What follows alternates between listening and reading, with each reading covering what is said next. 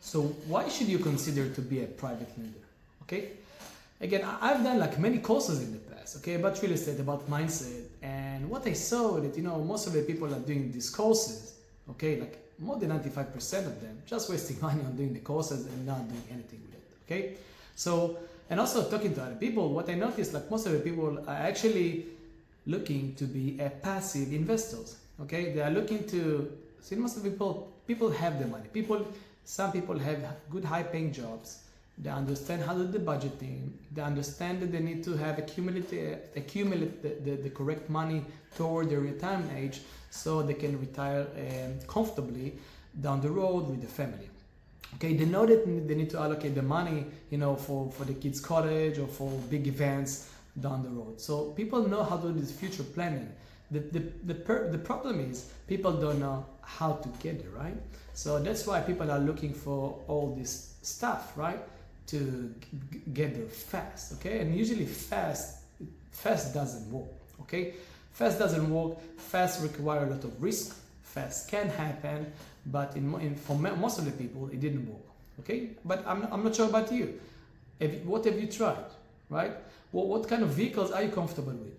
Okay, some people prefer to just to be involved in some groups in about stocks and bonds and everything, and just to or maybe to sign up to some alerts or for some newsletter and just to follow what they do. Okay, but actually you have no idea what you're doing. You're just relying on that. I've done it in the past. Okay, so I got like this alert system. Okay, they got me buy this stock, buy that stock. Okay, and I lost a lot of money because even when I lost the money, I was so involved in it and I was so consumed with that, okay, that I didn't want to take a loss, because I knew that the future alerts, the future trades are going to provide, okay, they're going to give me a good yield, and then we're going to go recoup it back, right? Because in the stock market, not all your bets going to work, right? So let's assume you're making 10 bets. If 60% going to work, okay, you are making money, but it's not working all the time, okay? One of my good friends is a developer, okay, and he modeled, he was a very good developer, so he modeled what you learned in the course, in the trading course, and he modeled how to do it, and he just got 48% of winning, okay, so actually he just stopped doing that, okay. So why private lending? Why private lending gonna let you, gonna take you to where you want to be, okay? So for many years, I thought that, rentals, that's the place where you want to put your money, right? So again, there is an accumulation stage. Yeah, you want to accumulate your money, you're saving money, and then you invest in this money, right? And over time, you should invest this money. And then once you're gonna get to enough capital, just call it like 1 million, and then you can get income from that. That's gonna be your retirement, okay? And of course, you cannot trust like all these IRA accounts that someone else gonna invest their money and gonna make you rich, right? It's not gonna happen, okay?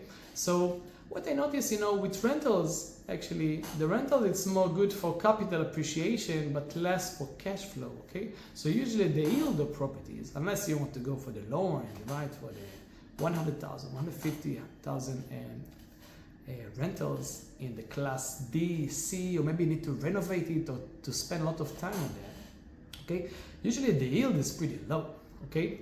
So it's not just the yield is low, okay? So you're gonna have lots of uncertainties down the road, okay? So even if you're gonna renovate it now, okay? So first you need to allocate more capital now, okay? But you know that you need to allocate maintenance, you're gonna, renovate that place every time you switch tenants, every 5 or 7 years, you need to refresh the apartment, right? Maybe next to your apartment or next to your house, you're going to build a new subdivision, okay? And then your property is less desired now, right? But usually the properties or the houses appreciate in value. That's great, okay? But in theory, so your bank account goes up, but you're not able to withdraw the money from the bank account because your net cash flow is very low. So I was looking for so many ways how to get this cash flow, how to get a good yield on your money. So let's assume you're gonna accumulate 1 million in equity or in cash or any equivalent of that, okay? But what vehicle gonna let you to get to a very good yield, okay? But without talking to your to your property manager once a week, okay, without dealing with all these things, okay? So how can you find something that, you know, give you like a real passive income or real income without the fluctuation, without the uncertainty, okay? Even dividend like stocks, okay?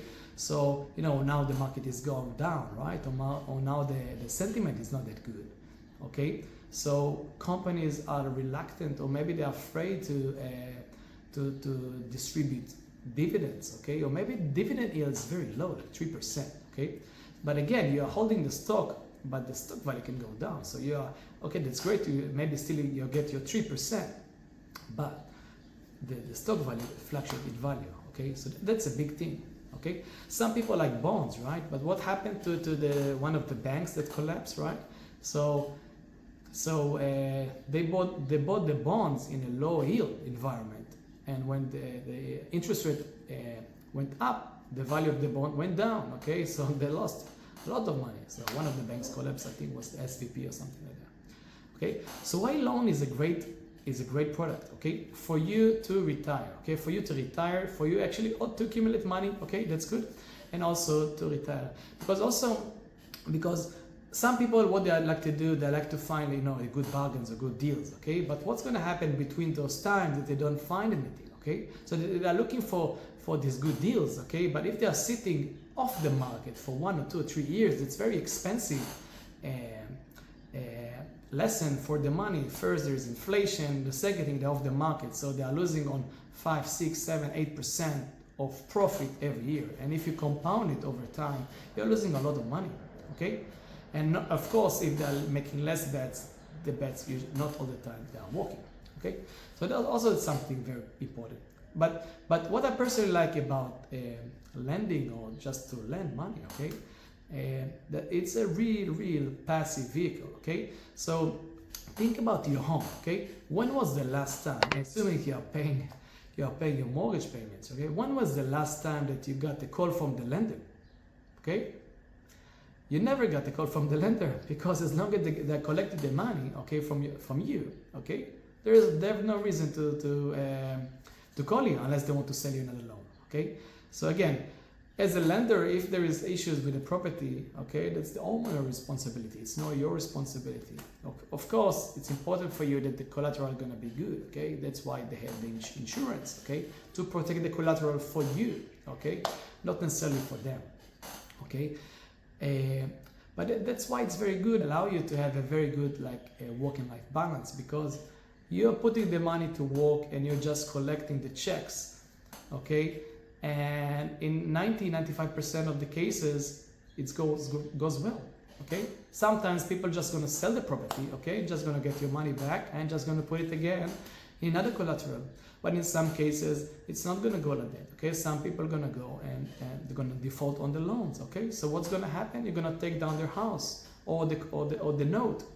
So you're gonna be in a better position in this way, okay? Down the road, I'm gonna show you some case studies, basically how if everything goes right, you are making this yield, but if everything goes wrong, you are getting higher yields, okay? So that's very good, okay?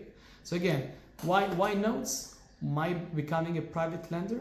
Okay, you get high yield, you are locking in your profit, it's predictable, okay? So you can plug the numbers, you're saying, okay, I like this private lending deal because that's aligned with my plans, okay? If my plans to get from here to here in 20-25 years, okay, so that yield is consistent for what I need, okay? So I'm gonna go this deal, okay? It's safe, it has the right paperwork, it has the right collateral, okay, the right environment, okay? You don't have to be a property expert to understand all this microeconomic. You don't need to be that, okay? You don't need to be that.